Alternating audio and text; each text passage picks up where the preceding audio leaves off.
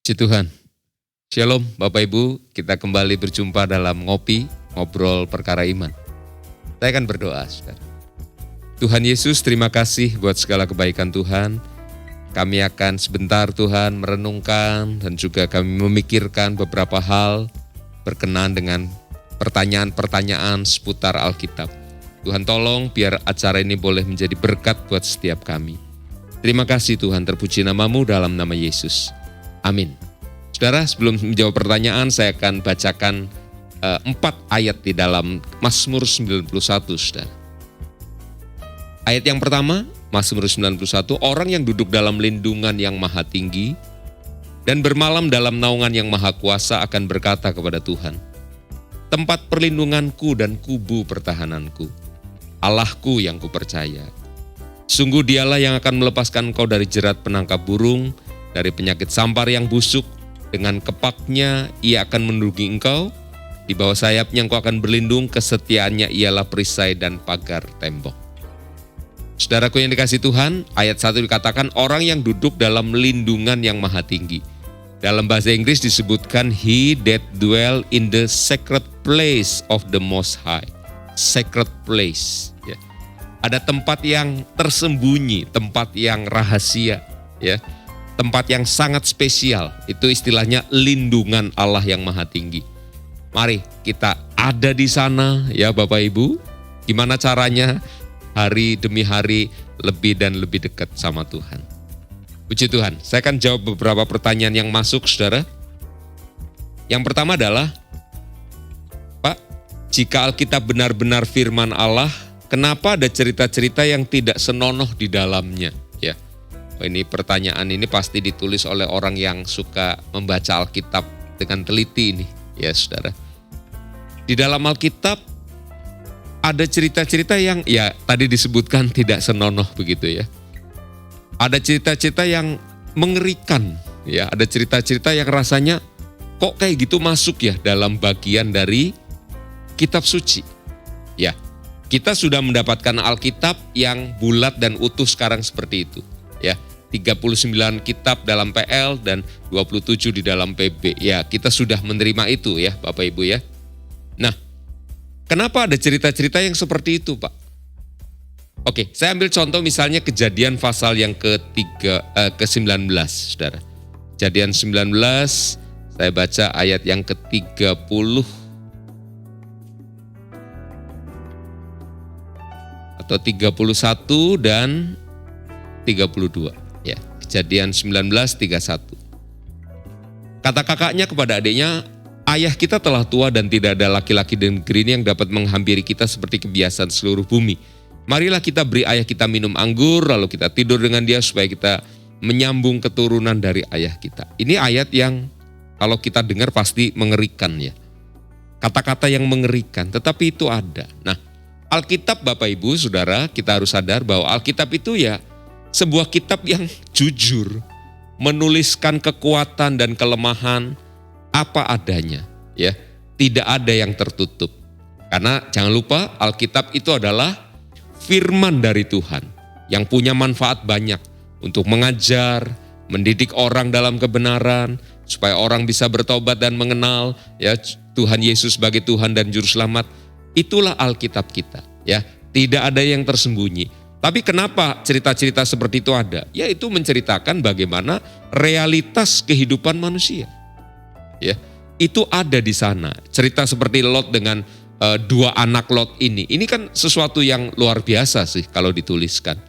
Ada cerita bagaimana Daud juga mengambil Batseba, lalu mengizinkan suaminya untuk dibunuh oleh pihak lain dan sebagainya. Itu cerita-cerita yang memang ada di sana. Ya. Jadi sekali lagi pertanyaannya, jika Alkitab benar firman Allah, kenapa ada? Itu menunjukkan realitas yang terjadi, ya.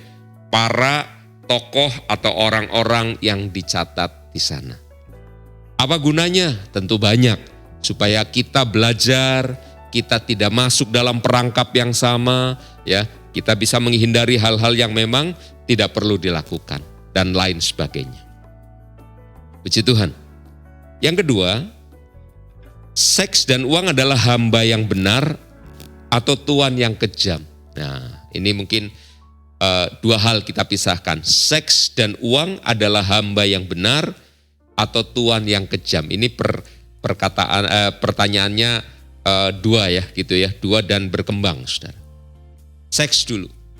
Seks atau kerinduan atau nafsu manusia untuk menghasilkan keturunan ya, saudara, ada nafsu seksual di sana. Itu adalah bagian dari manusia itu sendiri. Ketika Tuhan menciptakan manusia, Tuhan memberkati Adam dan Hawa, dan kemudian mereka dikatakan beranak cuculah, ya, penuhilah bumi dan seterusnya. Nah, bagaimana Adam dan Hawa sebagai manusia pertama itu bisa beranak cucu? Tentu ada hubungan sebagai suami istri, ya. Jadi keinginan itu memang ada di dalam manusia. Kalau ditanya lagi di sini, seks adalah hamba yang benar atau tuan yang kejam? Itu adalah bagian dari diri manusia. Bagian dari diri manusia untuk menghasilkan generasi berikutnya. Nah, kalau kemudian terjadi penyalahgunaan itu karena manusia jatuh dalam dosa sehingga terjadilah penyalahgunaan, ya, macam-macam, pornografi, kehidupan free sex dan sebagainya, ya. Dan kalau itu sudah mengikat hidup orang, itu menjadi tuan yang kejam tentunya, ya, menjadi tuan yang kejam yang akan menghancurkan. Lalu uang itu hamba yang benar atau tuan yang kejam? Uang adalah alat saja, alat tukar sebetulnya, ya. Kalau saya tanya mungkin di antara saudara 100 orang hari ini, siapa yang bawa uang tiap hari? Mungkin tidak lebih dari 50 orang bawa uang, saudara. Selebihnya bawa apa? Handphone. Ada macam-macam alat pembayaran di sana, ya. Anda mungkin bawa kartu kredit, kartu debit dan sebagainya, ya. Tanpa uang Anda sekarang bisa hidup.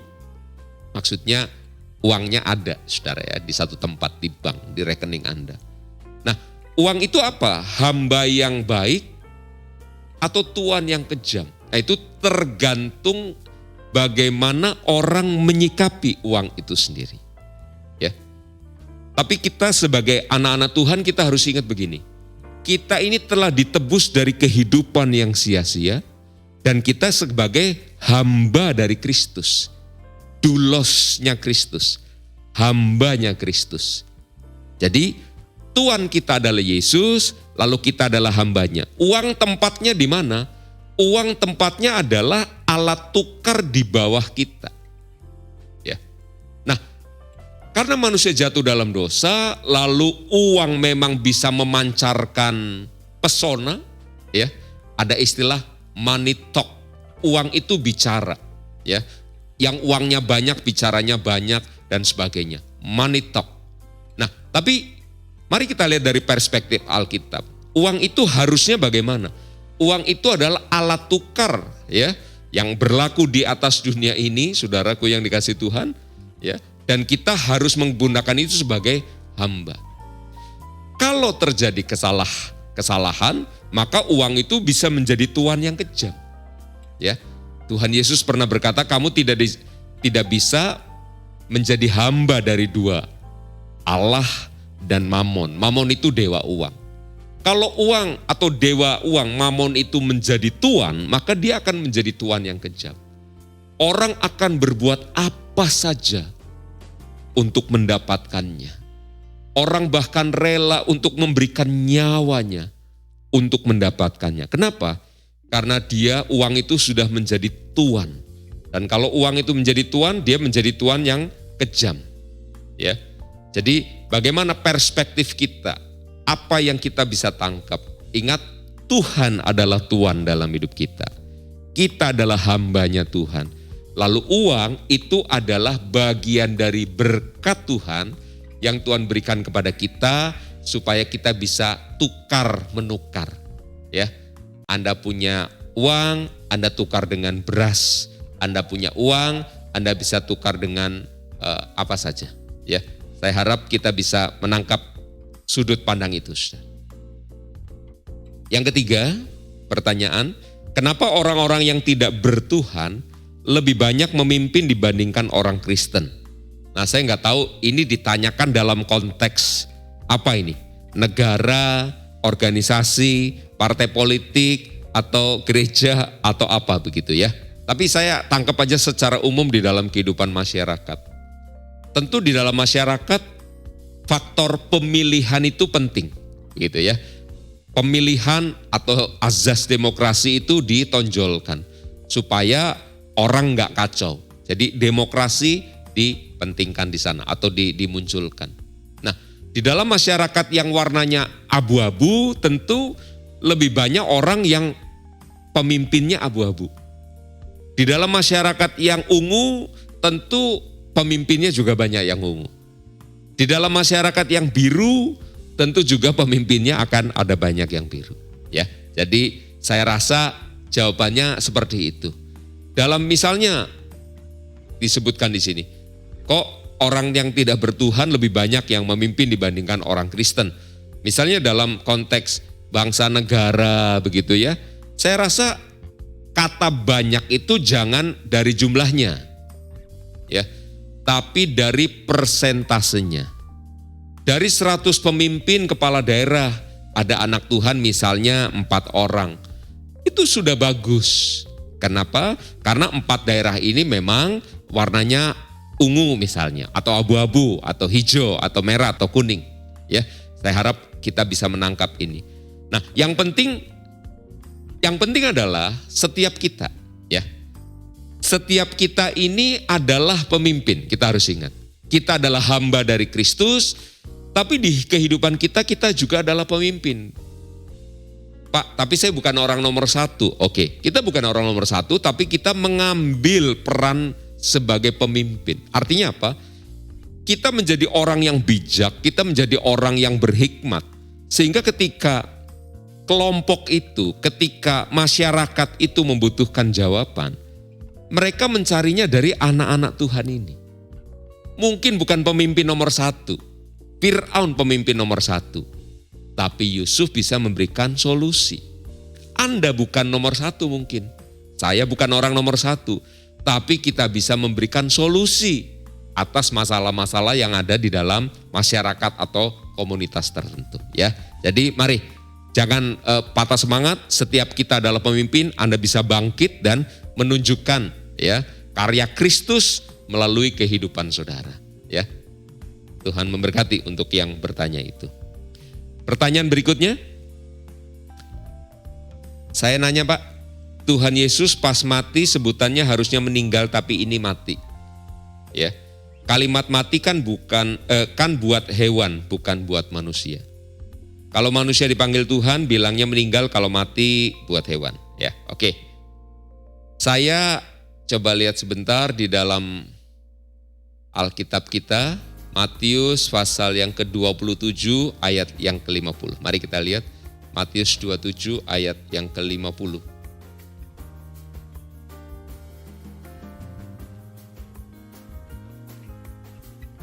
Yesus berseru pula dengan suara nyaring, lalu apa? Menyerahkan nyawanya. Ya, jadi enggak dipakai kata mati, tetapi dipakai kata Yesus itu menyerahkan nyawanya. Yang kedua, kita buka Markus pasal yang ke-15. Markus 15 ayat yang ke-37. Lalu berserulah Yesus dengan suara nyaring dan menyerahkan nyawanya. Lalu Lukas pasal yang ke-23 ayat 46. Lalu Yesus berseru dengan suara nyaring, "Ya Bapa, ke dalam tanganmu kuserahkan nyawaku." Dan sesudah berkata demikian, ia menyerahkan nyawanya. Terus Yohanes 19 ayat 30. Sesudah Yesus meminum anggur asam itu, berkatalah ia, "Sudah selesai." Lalu ia menundukkan kepalanya dan menyerahkan nyawanya. Saudara, dipakai dari 4 Injil ini menyerahkan nyawa, ya. Lalu Yesus menyerahkan nyawanya. Ya. Nah, oke, sedikit kata mati, Saudara. Mati itu sebetulnya apa? Mati adalah artinya terpisah. Ketika Adam mendapatkan pesan Tuhan, jangan makan buah itu karena ketika engkau memakannya, engkau pasti mati. Lalu Adam dan Hawa makan buah itu, mereka enggak langsung jeblak dan diem, enggak. Mereka masih bisa berargumentasi bahkan. Apanya yang mati? Manusia batinnya terpisah dari Allah. Ya, terpisah dari Allah itu adalah mati. Nah, sekarang kalau kita menggunakan kata ini kepada Tuhan Yesus, jadi Yesus itu apa? Ya kalau kita mau pakai yang sopan, di kalender kita disebut wafatnya Isa Al-Masih. Wafatnya sebagai kata penghormatan begitu. Nah, kalau kita lihat Injil yang tadi sudah kita buka, maka kita melihat bahwa Yesus itu menyerahkan nyawanya. Ya. Lalu Yesus menyerahkan nyawanya dan sudah selesai tugasnya di atas muka bumi ini. Apakah pakai kata mati atau meninggal? Ya, kadang-kadang dalam percakapan orang pakai kata Yesus mati, Yesus meninggal, ya. Tapi esensinya ya, intisarinya, Yesus itu menyerahkan nyawanya untuk menebus setiap kita. Ya. Yesus menyerahkan nyawanya. Kalau ada yang bilang dengan secara biasa, Yesus mati pada hari Jumat, Yesus bangkit pada hari Minggu. Ya tentu kita sebagai orang-orang percaya juga bukan orang yang gampang tersinggung sih dengan istilah itu. Yesus meninggal pada hari Jumat, juga itu istilah yang oke, ya. Tapi intinya adalah Yesus Kristus, Dia Allah menjadi manusia dan betul-betul menyerahkan nyawanya, ya. Terpisah untuk apa? Supaya proses penebusan itu betul-betul terjadi, Bapak Ibu, ya. Dan Yesus bangkit pada hari yang ketiga. Puji Tuhan, kiranya ini bisa menolong setiap kita. Tuhan Yesus memberkati. Mari kita berdoa, saudara. Tuhan Yesus, terima kasih buat segala kebaikan Tuhan. Terima kasih buat hari ini. Biar setiap kami boleh terus belajar dari hal-hal yang kecil, melalui pertanyaan-pertanyaan yang sederhana ini Tuhan, kami terus diperlengkapi. Berkati seluruh anak-anak Tuhan, hamba-hamba Tuhan yang mengikuti acara ini Tuhan. Terima kasih, terpuji nama-Mu. Di dalam nama Tuhan Yesus kami berdoa. Haleluya. Amin. Puji Tuhan, sampai jumpa Kamis yang akan datang, saudara.